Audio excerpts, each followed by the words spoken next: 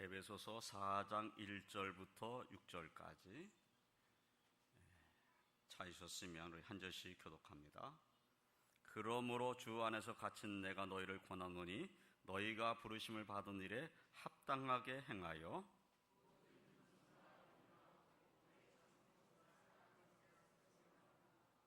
평안에 매는 줄로 성령이 하나 되게 하신 것을 힘써 지키라.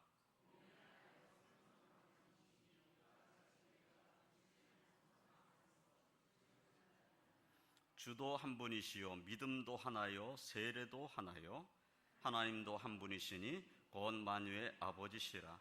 만유 위에 계시고 만유를 통일하시고 만유 가운데 계시도다. 아멘.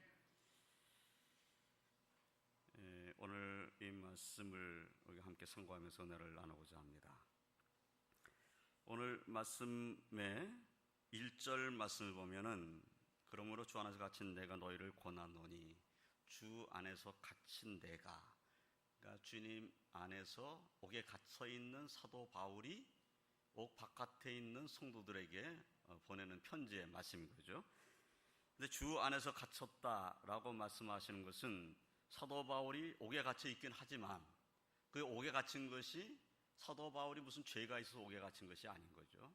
주님을 위해서, 주님의 복음을 위해서 충성하다가 이제 옥에 갇힌 이런 모습인 거죠. 사실은 뭐 죄가 없지만 유대인들이 고소를 하고 그래서 결국은 로마에 와가지고 로마에서 이제 그 재판을 받게 되는 이런 일이 사도 바울에게 있는 거죠. 그런데 갇혔다고 하지만 사실 이 갇힌 것이 하나님 앞에서나 또 성도들 앞에서나 또 세상을 향해서나 전혀 부끄럽지 않은 거죠. 아, 사도 바울이 옥에 갇혔다더라. 근데 옥에 갇혔는데 무슨 죄모로 갇혔는가? 예수의 복음 전한다는 죄모로 갇힌 거예요. 예수님의 복음을 전하다가 옥에 갇힌 겁니다.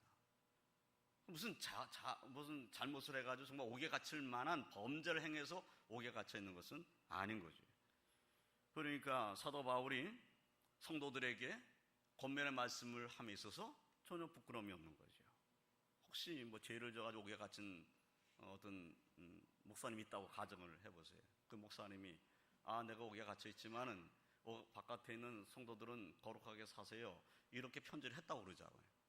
그러면 자기도 거룩하게 살지 못하면서 왜 우리 보고 거룩하게 살라고 그러냐, 이렇게 말할 수 있겠죠. 자기는 거룩하게 살지 못해가지고 옥에 갇혀 있으면서 우리 보고 뭐 거룩하게 살라고 그러냐고, 주의 종이 그래서 되겠느냐고, 그러지 않겠어요? 그러니까 그러한 교훈은 성도들이 들었을 때 감동이 안 된다는 거예요. 근데 사도 바울은 어떤가? 사도 바울은 자신이 잘못해서 옥에 갇힌 것이 아닌 거죠. 주의 복음 때문에 옥에 갇힌 거예요. 주님을 위해서 옥에 갇힌 겁니다. 그러니까 옥 바깥에 있는 성도들에게 주님을 위해서 살라고 말할 수 있는 거죠.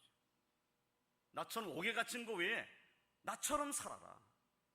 내가 옥에 갇힌 거 외에 너희들은 하나님 말씀을 순종하고 살아라. 옥에 갇히지 않았으면 좋겠다. 그러나 하나님 말씀대로 살아야 된다 라는 것을 권면하기는 사도 바울서는 당연히 할 수 있는 거예요. 그래서 너희를 부르심을 받은 일에 합당하게 행하라. 여기 지금 우리나라 성경으로는 너희가 부르심을 받은 일에 합당하게 행하여 이렇게 되어 있지만 성경을 다시 보면 사실 명령어로 되어 있습니다. 부르심에 합당한 일에, 부르심을 받은 일에 합당하게 행하라, 이렇게 되어 있어요. 행하라. 그러면 이 부르심을 받은 일에 합당하게 행한다는 것이 뭐냐 하는 거예요. 오늘 말씀의 내용 1절부터 6절까지 읽었는데 그 부르심을 받은 일에 합당한 일이 뭘까 하는 겁니다. 부르심을 받았다는 것이 뭡니까? 부르심을 받은 것은 내 능력으로 된 것 아닙니다. 내 지혜로 된 것도 아니고 내 노력으로 된 것도 아닙니다. 하나님께서 은혜로 나를 불러주신 거예요. 그 부르심에 대해서 사도 바울은 로마서 8장 29절로 30절에 그 부르심을 이렇게 기록을 했어요. 하나님이 미리 아신 자들을 또한 그 아들의 형상을 본받게 하기 위하여 미리 정하셨으니 이는 그로 많은 형제 중에서 맏아들이 되게 하려 하심이니라. 이 29절 말씀입니다. 하나님께서 미리 아신 자들을 하나님께서 부르셨다는 거예요. 미리 아신 자. 하나님 미리 안 사람이 있는데 그들을 부르셨다. 왜? 그 아들을 본받게 하려고. 그리고 그 아들은 예수 그리스도인 거죠. 예수 그리스도는 그러니까 많은 형제 중에서 맏아들이 되게 하려고 하신 것이다. 그렇게 말씀을 하고 있어요. 우리가 하나님은 독생자 예수를 땅에 보내셨다라고 말하고 있지만 사도 바울은 그 독생자가 우리를 구원하심을 우리를 자신의 형제 삼아준 거예요. 자신의 자매 삼아준 거죠. 그러니까 예수 그리스도로 말미암아 구원받은 부름을 받은 하나님 백성들은 하나님을 아버지라 부르잖아요. 예수님도 하나님 아버지라 부르고. 그러면 하나님 앞에서는 예수님이 맏아들과 같이 되신 분이다. 그런 말씀이 되는 거예요. 30절을 읽어보면 이렇게 되어 있어요. 또 미리 정하신 그들을 또한 부르시고 부르신 그들을 또한 의롭다 하시고 의롭다 하신 그들을 또한 영화롭게 하셨느니라. 미리 아시고 미리 정하시고 그리고 미리 정하신 그들을 부르셨다. 부르신 그들을 의롭다고 하셨고 그들을 영화롭게 만드셨다. 이것이 사도 바울이 우리를 부르신 부르심의 은혜에 대해서 말씀하신 내용이에요. 하나님께서 우리를 부르신 것은 우리가 잘나서 부른 게 아니에요. 하나님 미리 정하시고 때가 되면 우리를 부르신 거예요. 그래서 부르심은 하나님의 은혜로 된 겁니다.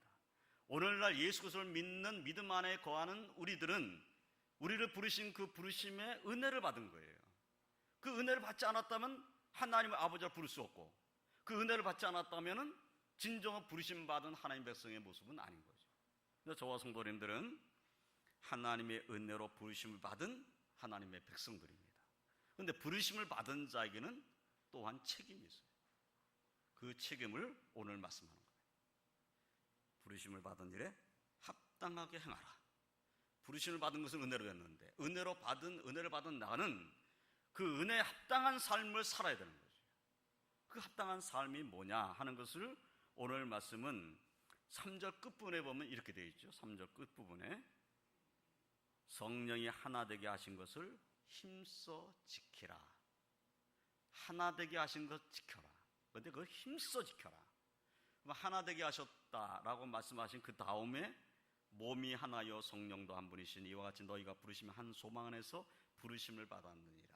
하나라는 주제를 가지고 계속 열거를 했어요. 몸이 하나다. 성령도 한 분이시다. 너희가 부르시면 한 소망 안에서 부르심을 받았다. 5절에는 주도 한 분이시요 믿음도 하나요 세례도 하나요. 그렇죠? 우리가 믿는 주님은 한 분이시죠. 우리가 구원받는 믿음 또한 하나죠. 우리가 구원받는 믿음 외에 다른 믿음은 없습니다. 그러니까 믿음은 하나입니다. 세례도 하나입니다. 세례받는 것은 성부와 성자와 성령의 이름으로 세례를 받는 거니까 그런 세례는 하나입니다. 우리가 세례받았다는 것은 똑같은 세례를 받은 거예요. 그 세례를 베푼 목사님이 누구냐? 네. 목사님, 세례를 베푼 목사님은 다를 수 있죠. 그러나 성부, 성자, 성령의 이름으로 세례 받은 건 다 똑같아요. 그 세례는 하나입니다. 하나님도 한 분이시니 곧 만유의 아버지시라. 하나님도 한 분이세요. 그 하나님 한 분이신 하나님이 만유를 다스리고 계셔요. 그래서 이 주제는 지금 3절 끝부분부터 6절까지의 말씀은 하나라는 것을 계속 말씀을 했어요. 그리고 그 하나 되게 하신 것을 힘써 지키라는 것이 오늘 주된 명령이에요. 그러니까 부르심을 받은 우리가 부르심에 합당한 삶을 살아야 되는데 그 부르심에 합당한 삶이 뭐냐? 하나 되게 하신 것을 지키는 겁니다. 이것이 합당한 삶인 거예요. 성령께서 하나 되게 해주신 것, 하나님의 은혜 가운데 하나 되게 하신 것, 이것을 지키는 것이 오늘 우리에게 주어진 책임입니다. 다시 말해서 주의 몸된 교회에 함께 있는 우리 모든 성도들이 하나가 되는 것. 이미 예수 그리스도 안에서 한 분이신 예수를 믿고 한 분이신 하나님을 믿고 한 분이신 성령의 은혜를 받고 그리고 한 세례를 받았고 한 소망을 가지고 있고 그런 우리들은 이미 주 안에서 하나라는 겁니다. 그러면 하나 되어 있는 우리가 이 하나를 힘써 지켜야 된다는 거예요. 이 하나 된 것을 힘써 지켜야 된다. 그래서 그 하나 된 것을 힘써 지키려니까 어떻게 해야 되느냐? 부르심에 합당한 그런 삶을 살아야 되는데 2절 말씀을 보면 2절 말씀에서 어떻게 살아야 되는가라는 것을 열거하고 있습니다. 2절에 모든 겸손과 온유로 하고, 하나 된 걸 힘써 지키려니까 뭘 해야 되냐면 겸손과 온유로 행해야 된다, 그런 말씀이에요.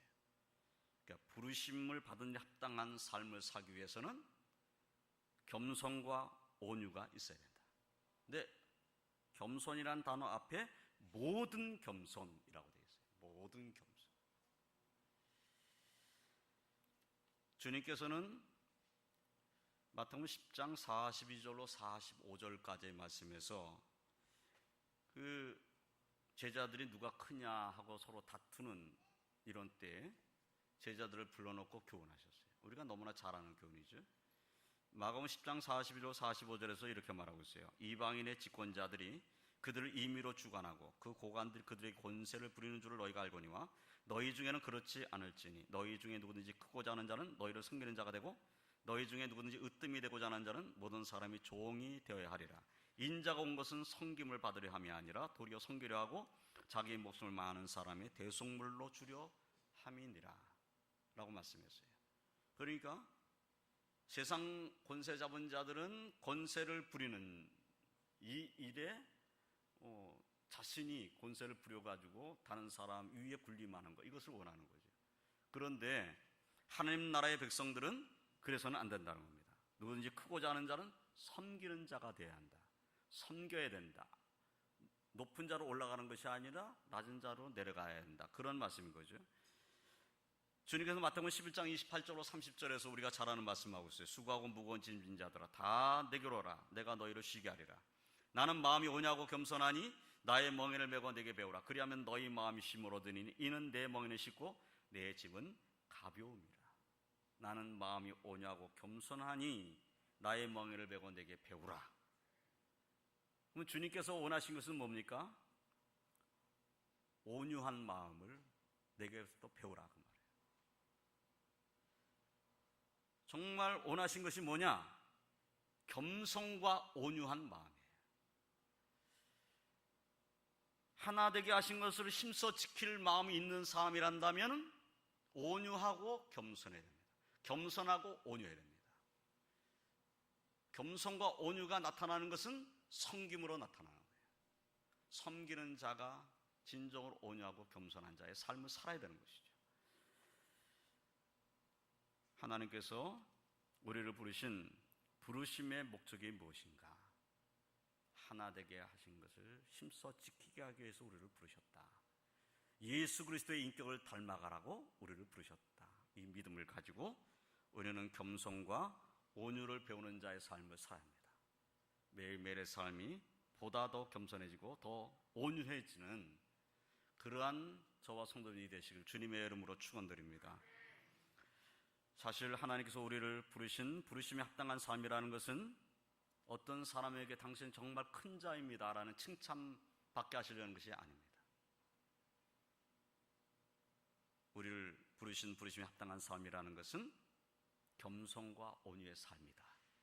그러니까 우리가 이렇게 확신하고 겸손과 온유의 삶을 통해서 우리는 더욱 하나 되는 하나님 백성의 모습이 되어야 합니다. 교회는 그런 모습이 되어 있어야 됩니다. 하나 되어 있는 모습이어야 하는 거죠. 두 번째로 또 2절 하반절 말씀을 보면 오래 참음으로 사랑 가운데 서로 용납하고 라고 되어 있습니다. 그러니까 이 말씀도 오래 참음으로 사랑 가운데 서로 용납하라. 용납하라는 거죠. 용납하라. 정말 하나 되기를 힘쓰는 사람이라면 용납해야 됩니다. 서로 용납해야 됩니다. 서로 용납하면 하나가 유지되는 거죠. 그런데 서로 용납하지 않는다. 그러면 하나 될 수가 없는 거죠. 용납되지 않으니까. 그런데 용납하려니까 오래 참음 그리고 사랑 가운데서 라고 되어 있습니다. 오래 참아야 되는 거고 그리고 사랑해야 용납이 되는 거예요.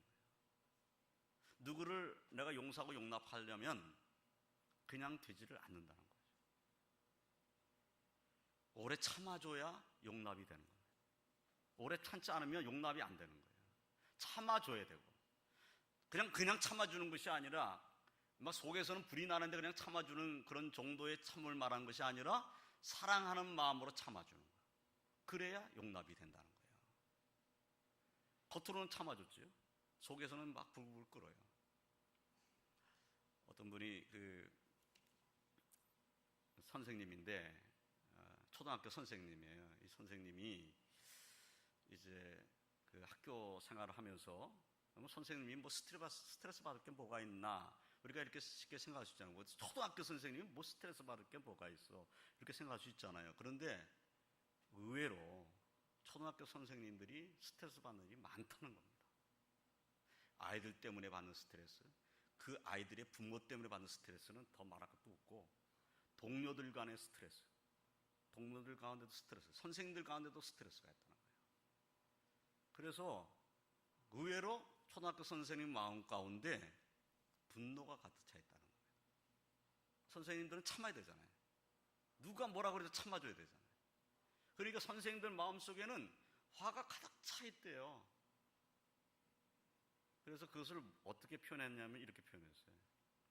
풍선을 부는 거예요. 풍선을 불어 보여주는 거예요. 여러분, 풍선을 분다고 생각해 보세요. 풍선을 불기 전에는 그냥 바람이 빠져 있으니까 마치 이런 거죠. 내 마음속에 평안하면 풍선에 바람이 안 들어간 것과 똑같은 거예요. 그런데 화가 났다, 그래서 화를 참았다 그러면 풍선 속에 이제 그 화의 바람이 들어갔다고 생각해 보세요. 선생님들은 이걸 풀 데가 없다는 거예요. 어디 가서 풀 수가 없어요. 그래가지고 그래서 화를 그 마음속에다 갖다 자꾸 부어놓는다는 거예요. 그래서 마치 풍선에다가 바람을 집어넣는 것 같아요. 그럼 계속 바람이 불면 어떻게 되죠? 풍선이 팽팽하게 되잖아요. 언제 터질지 모르는 풍선과 같이 된다는 거예요. 그런데 바람을 빼버리면 어떻게 되냐면, 바람이 빠진 상태에서는 뭐 찔러도 이게 잘 구멍이 안 난다는 거예요. 그런데요, 이게 팽팽해지면 뾰족하지 않은 걸로 톡 찔러도 그냥 터져버려요. 그러니까 처음에는 참고 견딘 거예요. 그래서 계속 이렇게 쌓아놓은 거예요. 참아준 거죠. 참은 거예요. 그냥 계속 참고 그러면서 자꾸 이게 이제 터지기 직전까지 간 거예요. 그러니까 참을 때까지 참았는데 이 다음에는 별것도 아닌 것 때문에 폭발해버리는 거예요. 근데 그 폭발이 누구한테 폭발로 나가냐면 애들한테 폭발해버린다. 애들한테. 여러분, 유치원 선생님이 유치원 아이들을 때리는 것이 영상에 해가지고 난리가 났잖아요. 지금 유치원에 그 있는 일들이 자꾸 이렇게 막 방영되잖아요. 그 유치원 선생이 아이를 때렸다. 이번에 또 이불을 덮어씌우고 때렸다는 거예요. 목을 졸랐다는 거예요. 이해가 안 되잖아요. 이게 이해가 됩니까? 벌써 이 유치원 선생님들이 비디오에 찍혀가지고 이것이 그냥 온 우리나라의 모든 사람들이 다 알고 있는 일인데 왜 유치원 선생님이 또 아이를 때리냐고요. 분을 못 참는 거예요. 근데 분을 폭발할 데가 없는 거예요. 분을 폭발할 데가 없으니까 아이한테 폭발해버려요. 그래서 유치원에서 사고가 일어나고 학교에서 어린아이를 때리는 사고가 일어난다는 거예요. 뭐 때문입니까? 참기는 참았어요. 참기는 참았는데 속에 분노가 가득 차 있어요. 누군가 건드려주면 그 다음에 폭발해버리는 거예요. 이런 참음은 필요가 없는 참음인 거죠. 그래서는 안 되는 거예요. 오래 참는다는 것은 그런 참음을 말하는 것이 아니고 참되 사랑 안에서 참아줘야 된다는 거예요. 그래야 용납이 되고 용서가 되는 거죠. 그 오래 참음에 대해서 사도 바울은 자신에 대한 간증으로 표현한 적이 있어요. 디모데전서 1장 13절로 16절에서 자신이 은혜 받은 일을 간증했잖아요. 내가 전에는 비방자여 박해자여 폭행자였으나 도리어 긍휼을 입은 것은 내가 믿지 아니할 때 알지 못하고 행하였습니다. 우리 주의 은혜가 그리스도 예수 안에 있는 믿음과 사랑과 함께 넘치도록 풍성하였도다. 미쁘다 모든 사람이 받을 만한 이 말이요 그리스도 예수께서 죄인을 구원하시려고 세상에 임하셨다 하였도다. 죄인 중에 내가 괴수니라. 그러나 내가 긍휼을 입은 까닭은 예수 그리스도께서 내게 먼저 일체 오래 참으심을 보이사 후에 주를 믿어 영생 얻는 자들에게 본이 되게 하려 하십니다. 내가 주님 앞에서는 비방자의 폭행자였다는 겁니다. 그런데 주님은 나를 오래 참아주셨다. 그래서 나로 하여금 구원받은, 용서받은 죄인이 되게 하셨다.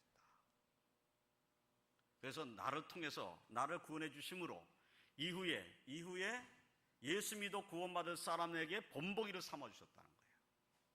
그러니까 사도 바울 같은 자도 변화시켜서 주의 종으로 삼아주셨어요. 사울이라는 청년은 살기에 등등했던 사람인데 그 사람을 변화시켜서 예수 믿게 만들고 그걸 사도를 만드신 분이 누구냐? 예수님이시다. 그렇다면 우리도 변화시킬 수 있다. 또 악한 자들도 변화시킬 수 있는 분이 주님이시다 라는 것을 보여주는 그런 본보기가 됐다는 거예요. 그러면 주님께서 청년 사울을 오래 참으셔서 사도 바울을 만드시기까지 그를 참으시고 은혜를 베푸고 사랑을 베푸신 그런 은혜가 사도 바울에게 임하였다면 우리는 어떻습니까? 주님께서 우리에 대해서는 오래 참아주신 것 아니겠습니까? 우리에 대해서도 오래 참아주신 거죠. 그리고 우리에게 은혜를 베풀어 주신 거죠. 우리를 사랑해 주신 거죠. 그러면 우리는 주님이 오래 참아주시고 사랑해 주셔서 오늘 내가 예수 믿는 사람으로 살도록 만들어 주셨다는 거예요. 그렇다면 그 주님을 본받아서 우리도 오래 참아주고 사랑하고 용납해 줘야 된다는 거예요. 용서해 줘야 된다. 그 선생님이 이제 그 풍선이 막 부풀어 올라가지고 뾰족한 것 아니라도 볼펜 같은 걸로 툭 찔러도 그냥 터지는 이런 것을 보여주면서 이렇게 되면 안 된다. 그럼 이렇게 되기 전에 어떻게 해야 되나? 바람을 빼야 된다는 거죠. 그러니까 내 속에 있는 화를 빼야 되는 거예요. 근데 그거 어떻게 빼는가? 어떻게 뺄 수 있겠는가? 그분은 믿지 않는 분이니까 이렇게 빼라고 얘기를 하더라고요. 좋은 사람들을 만나라. 좋은 사람을 만나서 이야기를 해라. 네 속에 있는 그러한 그 분노 이런 것들을 얘기해라. 좋은 사람을 만나서 그 얘기를 얘기하고 그리고 좋은 얘기를 듣고 그러면 팽팽했던 분노의 마음들이 자꾸 가라앉는다는 거예요. 그래서 이제 풍선에서 바람이 빠져나간다는 거예요. 그것을 오랫동안 하다 보면 이 분노의 바람들이 다 빠져나가서 이제는 내 마음이 편해진다는 거예요. 선생님들이 이걸 못한다는 거예요. 선생님들이 이걸 하지를 잘 못한다는 거예요. 좋은 사람을 만나지 못하고 마음문을 열지를 못한다는 거예요. 왜 그런지 아세요? 선생님들이 왜 마음문을 못 열까요? 내가 가르치는 사람이잖아. 누구를 가르치는 사람이잖아요. 내가 누구를 가르쳐야 되는데 누구한테 가서 가르침을 받는다는 것은 내 자신이 용납이 안 되는 거예요. 이 자존심이 용납이 안 되는 거예요. 그러니까 누구를 만나가지고 내 속에 있는 자존심을 꺼내가지고 얘기를 해가지고 그 사람에게 뭔가 조언을 받는 것이 용납이 안 되는 거예요. 그러니까 이 분을 못 푸는 거예요. 우리 자신들을 돌이켜보세요. 우리가 누구를 용납하지 못하는 것이 혹시 내가 용납함으로써 내 자존심이 용납되지 않아서 내 자존심이 상처를 받을까봐 그런 건 아닌가? 우리가 돌이켜봐야 됩니다. 주님께서는 무조건 용서하라는 거예요. 주님의 말씀을 우리가 듣는다면 그건 무조건 용서해야 돼요. 배너라는 영화가 다시 나왔더라고요. 배너. 아마 배너라는 영화는 많은 분들이 보셨을 거예요. 근데 이번에 다시 그 배우가 다 바뀌어지고 내용이 조금 수정돼가지고 배너라는 영화가 나왔어요. 전에 배너라는 영화 속에는 그 예수님이 크게 부각이 안 돼가지고 이 영화가 기독교 영화처럼 보이지가 않았어요. 근데 이번 배너는 완전히 기독교 영화예요. 거기 주님이 완전히 드러나고 주님의 말씀이 드러나고 그래서 이번 영화는 전화는 좀 다른 감동이 있더라고요. 그래서 어떤 면에서는 조금 부족하다라는 생각도 들었지만 이번 영화는 완전히 예수님에 대한 그런 것들이 잘 드러났어요. 그 예수님의 말씀 가운데 그 용서하지 못하는 것, 분노하는 것 이런 것들은 네가 속임을 당하는 것이다. 용서하고 사랑해라. 용서해주고 사랑해라. 분노를 가지고 있는 것은 속이는 것이다. 속입니다. 뭐 이렇게 이제 배우가 예수님 역할하는 사람이 그런 얘기를 해요. 근데 사실 성경적으로 들어가 보면 예수님의 말씀이 이거죠. 사랑하라는 거예요. 원수도 사랑하라. 이게 주님의 말씀이잖아요. 그러면 우리가 누구를 용납한다라고 말했을 때 원수도 사랑하는 주님의 말씀을 순종하고자 한다면 그러면 예수님 인격을 닮아서 용서가 되는 거죠. 사랑하는 성도 여러분, 주님께서 우리에게 원하신 것은 주님의 인격을 닮아서 사랑 가운데서 오래 참아주고 용서해 주라는 겁니다. 용납해 주라는 겁니다. 용납함으로써 하나 된 것을 지킬 수 있다는 거예요. 용납하지 않으면, 나와 저 사람이 다른 것을 용납하지 않으면 하나 될 수가 없습니다. 하나 되는 것은 깨지는 것이 되는 거죠. 용납이 없으면 깨지게 되어 있어요. 그래서 성령 하나 되게 하신 것을 힘써 지키는 이런 삶을 살려면은 용납해야 된다. 용납하기 위해서 오래 참아줘야 되고, 오래 참는데 그 오래 참음 속에는 사랑이 있어야 된다. 이 교훈을 항상 마음에 두고 저와 성도님들은 주님의 부르심에 합당한 삶, 오래 참고 사랑하고 용서하고 용납하는 그러한 주님의 이걸 닮아가시길 주님의 이름으로 축원드립니다. 마지막으로 평안에 매는 줄로 우리는 하나 되어야 합니다. 사도 바울은 본문 3절에 평안에 매는 줄로 성령 하나 되게 하신 것을 힘써 지키라, 그렇게 말씀하고 있어요. 이 평안에 매는 줄로 성령 하나 되게 하신 것을 힘써 지키라 했을 때 평안에 매는 줄, 그건 평안으로 하나 되는 것을 말하는 거죠. 그러니까 우리 모두가 다 내가 평안하고 또 우리 성도들이 평안하고 그리고 평안한 중에 하나 되어 있는 모습, 이것을 힘써 지키라는 겁니다. 평안함을 지키라는 거예요. 평안함을. 평안은 우리 서로를 그 평안함으로 더 맺어지게 만들고 더 강하게 만듭니다. 우리 모두가 평안한 마음 가지고 서로 용납하고 사랑하는 마음으로 가득 차 있으면 어느 누구도 우리가 하나 된 것을 무너뜨릴 수 없습니다. 고린도전서 12장 12절로 13절까지의 말씀을 보면 하나됨에 대해서 이렇게 말하고 있어요. 몸은 하나인데 많은 지체가 있고 몸의 지체가 많으나 한 몸인과 같이 그리스도도 그러하니라. 우리가 유대인이나 헬라인이나 종이나 자유인이나 다 한 성령으로 세례를 받아 한 몸이 됐고 또 다 한 성령을 마시게 하셨느니라. 우리가 하나다. 그런데 보세요. 우리 몸이 하나인데 우리 몸이 하나이지만 어디 하나가 아프면 어떻게 되죠? 손가락 하나가 다쳐가지고 이 손가락 하나가 평안하지가 않습니다. 여기가 너무너무 아파요. 그러면 온몸의 신경이 다 거기가 있어요. 다쳐보신 분은 다 아시잖아요. 우리 지금 광전이가 다리를 수술해가지고 지금도 뻗정다리 하고 다니는데 얼마나 불편하겠어요. 아마 신경이 다 발해가 있을 거예요. 수술받은 데 다 가 있어요. 이런 모습이라는 거죠. 우리의 몸의 한 부분이 다치면 그 다친 것 때문에 온몸이 불안해요. 걱정이 되고 힘들어지고 당연한 것입니다. 그러나 어딘지 아픈 데가 없고 평안하면 우리 몸도 편안하잖아요. 전체가 편안하잖아요. 어느 한 부분이 아프면 온몸이 아픈 것 같이 느껴지는 것, 이것이 하나입니다. 그래서 평안에 매는 줄로 성령 하나 되게 하신 것을 힘써 지키라는 이 명령을 지킴에 있어서 먼저 내 자신이 평안해야 된다. 내 자신이 평안해야 된다. 그 평안을 가지고 또 성도들에게 평안을 전하는 삶을 살고 또 믿지 않은 자에게 평안을 전하는 삶을 살아서 평안이 나를 통해서 더 많은 사람들에게 전해짐으로써 그 평안으로 하나가 되는 것, 그 하나 된 것을 힘써 지키는 것, 이것이 우리 사람에 꼭 있어야 된다 하고 가르쳐주고 계십니다. 이제 말씀을 정리하겠습니다. 하나님의 부르심에 합당한 그런 삶이라는 것은 온유와 겸손을 행하는 삶입니다. 또한 오래 참음과 사랑으로 용서하고 용납하는 삶입니다. 그리고 평안을 매는 줄로 성령 하나 되게 하신 것을 힘써 지키는 삶이어야 합니다.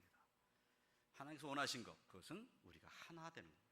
하나 되어 있는 상태를 잘 유지하는 것, 그걸 잘 지키는 것, 그래서 하나님의 영광을 드러낼 수 있는 것, 이것을 주님께서 원하신 거죠. 저와 성도 여러분들 주 안에서 하나된 하나님 백성으로 하나님 기뻐하신 일에 한마음이 돼서 충성을 다하는 그러한 성도들 다 되시기를 주님의 이름으로 축원드립니다. 기도하겠습니다. 하나님 감사합니다.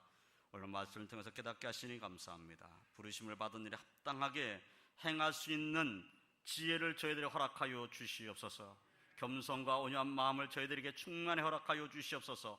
오래 참음으로 사랑 가운데서 서로 용납할 수 있는 은혜가 우리 심령 가운데 더욱 넘치게 하여 주시옵소서. 우리의 삶이 평안하고 우리 모든 성도들의 삶이 평안하고 우리 모두가 평안한 중에 하나 되어 더 힘껏 하나님을 알 수 있는 우리 왕독교회 될 수 있도록 축복하여 주시옵소서. 우리가 주 안에서 하나이며 우리는 하나 되어서 하나님의 일을 감당해야 될 하나님 백성인 것을 잊지 않고 더욱 충성하는 주의 몸된 게 주의 백성들이 다 되게 하여 주시옵소서. 예수님의 이름으로 기도드리옵나이다.